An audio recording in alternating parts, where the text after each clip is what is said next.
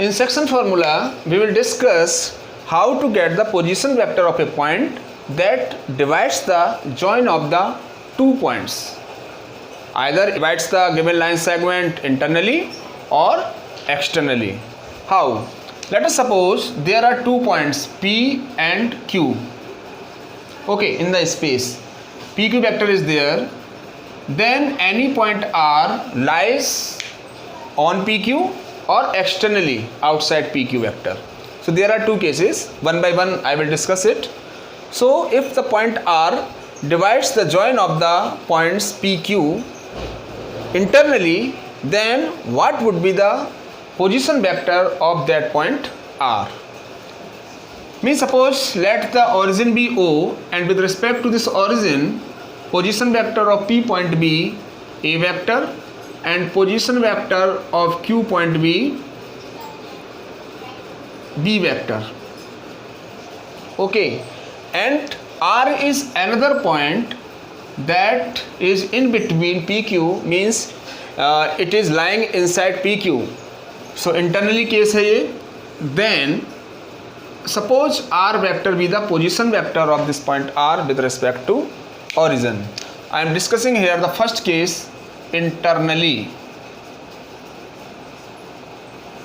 means the R points divide the join of line segment PQ in the given ratio, and let the ratio be m:n, means this is m and RQ is n. Okay, so we can write NPR equal to MRQ. Okay, ये PR vector. So NPR equal to MRQ means this R point divides the join of PQ in the ratio m:n. So PR vector means position vector of R minus position vector of P, and RQ vector means position vector of Q minus position vector of R.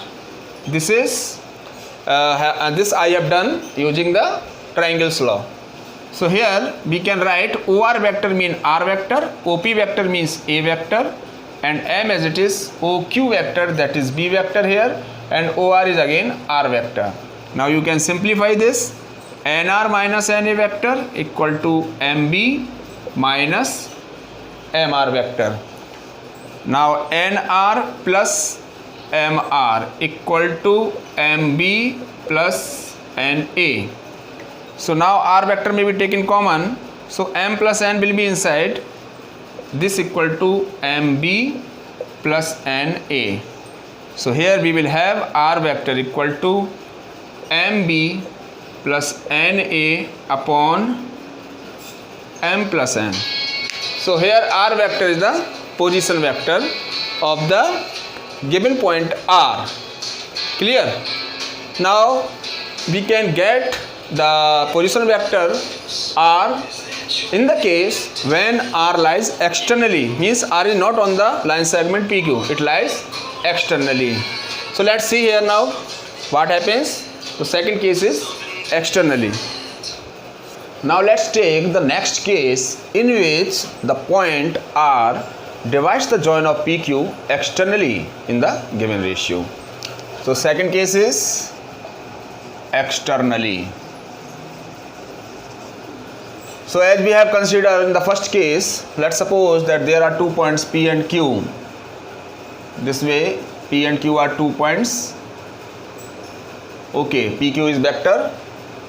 Now the line segment joining the points P and Q is divided by a point R externally. So let this point R lies externally here. Let it be the point R, and then the position vector with respect to origin O for P has been considered as A vector, and for the point Q it is B vector, and for this point R it is R vector.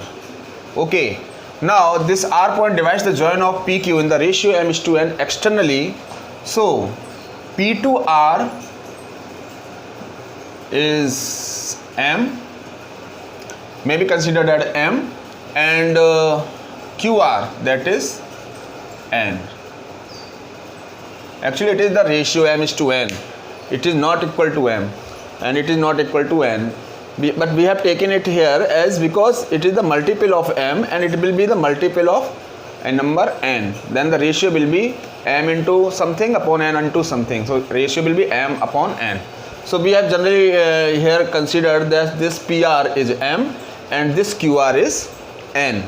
Now in this case externally, suppose it is given here that PR upon QR, this ratio is m is to n.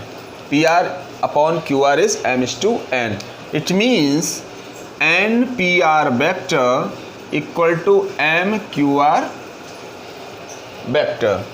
So as the position vector of R is small r and position vector of P is small a, so this PR vector may be written as R minus a.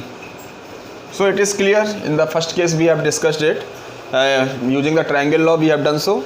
Now QR vector means R vector minus Q vector and its position vector is B. So here simplify it, NR vector minus NA vector equal to MR vector minus MB vector. So try to get the value of R vector here. So M minus N R vector equal to MB minus A. So R vector will be MB minus NA upon M minus N. So here small r vector gives the position vector of point R that divides the join of PQ externally in the ratio m is to n. So this way we learnt that how to get the position vector of the point that divides the join of the 2 points P and Q. So there are two cases here, internally and externally. Okay, so now in the next video we will discuss how to get the product of two vectors.